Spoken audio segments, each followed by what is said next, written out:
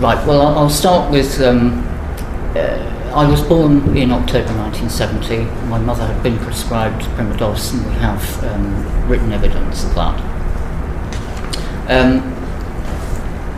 In terms of the birth defects, obviously I have no hands, and my feet, I only have 4 toes on each foot. There's malformation of the mouth as well.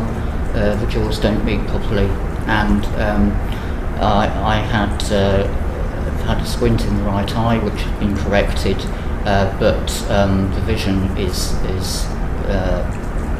next to useless. It's a blank lens in the spectacles. I'll just give you a flavour of some of the day-to-day issues, if that's the sort of thing that you had in mind. We have a vast range of things which affect us, everything from, well, in my case, everything from going to the toilet right through to the types of job that I can undertake.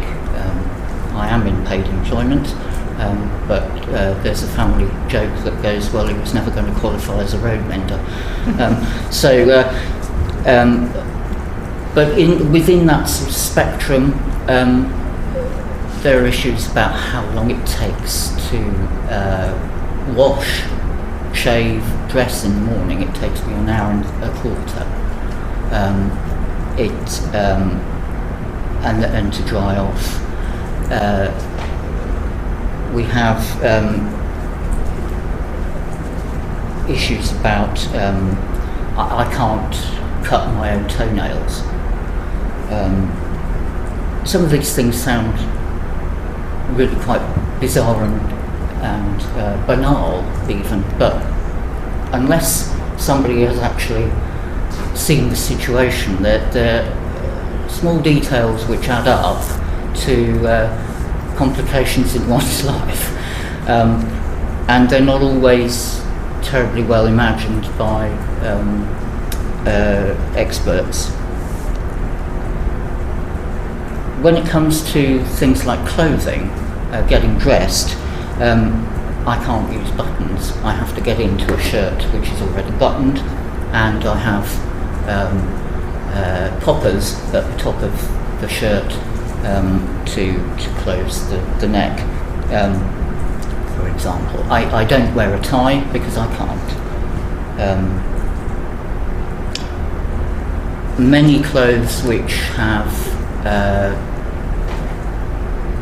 my coats, for example, all have to be tailored because my left arm is so much shorter. With shoes, I had NHS prescription shoes until I was 16.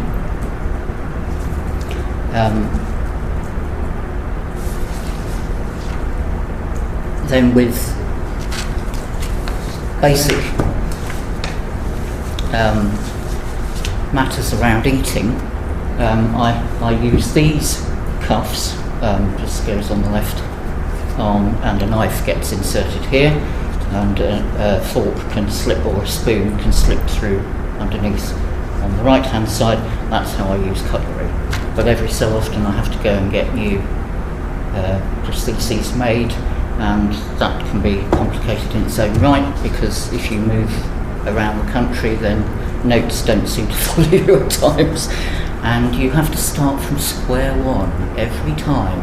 You have to explain, why are you like this?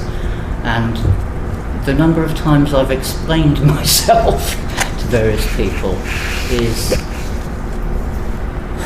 discouraging and frustrating. All sorts of little things I have problems with fine motor skills, which means that anything from changing light bulbs to batteries in radios or whatever it happens to be, all that I have to find somebody else to help me. In moving my watch on at the end of a 30-day month, for example, I need somebody to twist the knob. I have to have somebody to come in and help me with cleaning. I cannot well, it takes me, if I do it myself, and push myself, I can vacuum the ground floor of my terraced house in 2 hours. And it used to take my father 20 minutes when he did it on my behalf. Now, I can't replace my own sheets on beds or pillows, things like that. I have to have all that done for me. I have a garden as well, but again, I need to have a gardener to come in to help because I can't dig, I can't plant, I can't weed, but I enjoy a garden, so I don't see why I should be without, simply because I cannot keep it well tended.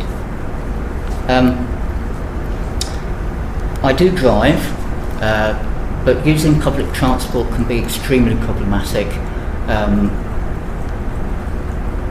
And recently I discovered that I'm no longer eligible for a disabled person's rail card, notwithstanding the fact that I have major problems using luggage racks or getting luggage on the train in the first place, and holding on to poles. If there's no seat available, holding on to poles and things is dangerous both for me and anybody around me, frankly, if I were to fall over. Then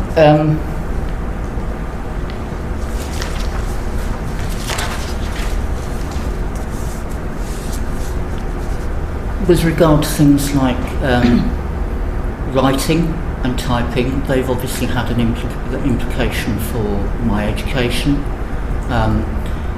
and how I work. I do type.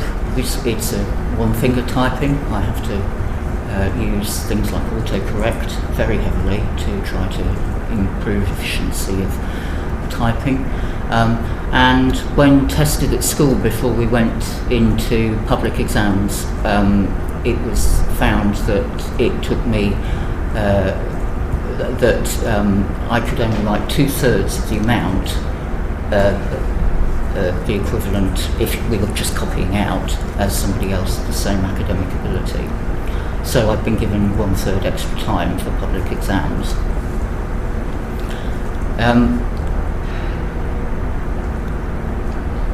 I think there is a general point about tiredness, and that there is very much a perception, I think, that because for the most part I'm normally presenting myself as extremely competent and trying to fulfill my talents and do an effective job of work and be a useful member of society and all the rest of it, and so this today is actually quite a strange experience because I'm having to dip into things that I can't do, whereas I'm normally describing and trying to persuade people of things I can do. But I think there is a perception that there's this sort of proverbial swan carrying on quite elegantly on the surface, but boy is there a lot of paddling going on underneath. And I think as I age, that I notice the tiredness because I'm using two arms all the time to do anything like grip or twist or pick up or whatever, that I am actually becoming quite worn out more rapidly than I would have hoped. And this also has a knock-on into psychological condition. I have had quite a lot of problem with depression over time.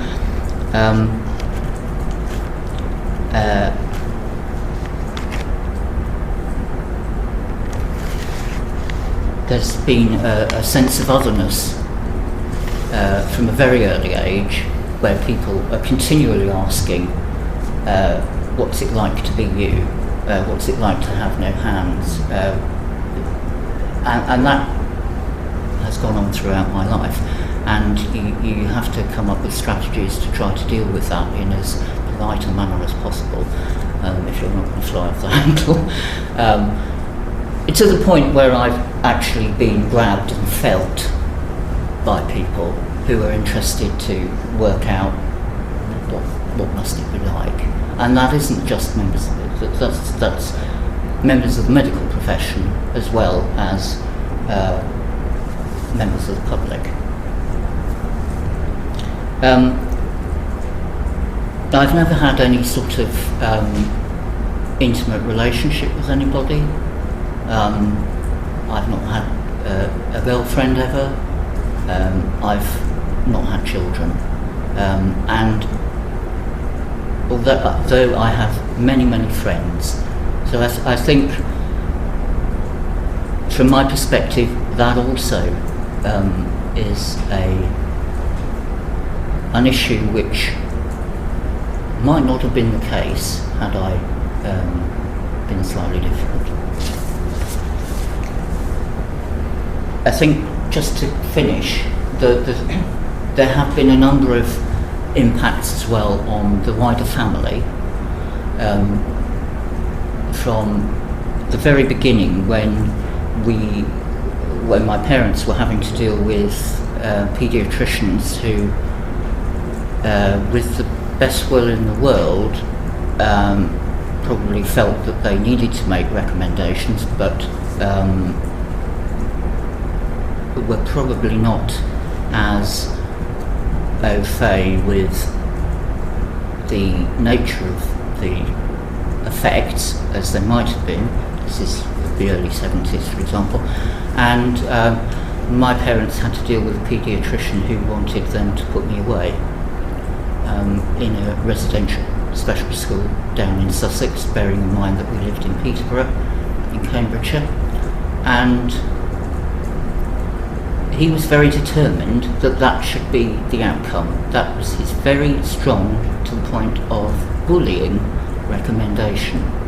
And that's the sort of thing I think also that parents of association members have had to deal with going through. It's not just the continuous number of appointments for various medical difficulties and so on. It's been sometimes that the experts with whom they've dealt have not been as sympathetic, can I put it like that, as they might have been, or imaginative, frankly. And if I were to be asked what do I think should happen on the back of this inquiry or the work that Marie and others have been doing, there are two things to my mind. One is redress for the particular case around Primados and oral hormone pregnancy tests, because so many people have been affected and are continuing to be affected, as Marie rightly says, and will be further affected in their futures. But I think for me there's a broader issue as well, as in terms of how we prevent these sort of things happening again, and I'm quite interested in this given my background as a historian and so on, and analysis of governments. But I think this is quite an issue of public credibility in how regulation works, and how can it be made as independent as possible, as objective as possible from, say, pharmaceutical or medical or political influence, such that the regulation is doing what it is ostensibly designed to do, which is to protect the patient and anybody taking the recommendation of their doctor.